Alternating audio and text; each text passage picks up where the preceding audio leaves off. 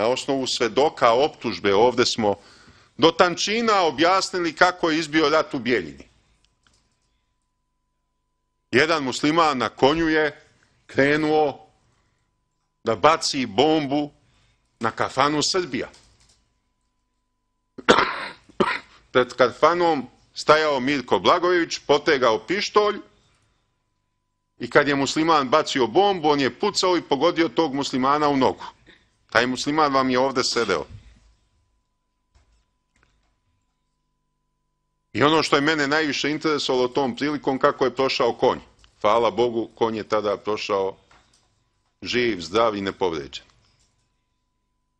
A musliman se prešao, valjda u tom uzbuđenju nije stigao da izvuče osigurač bombe. Pa je bombu bacio sa osiguračem i bomba nije eksplodirala.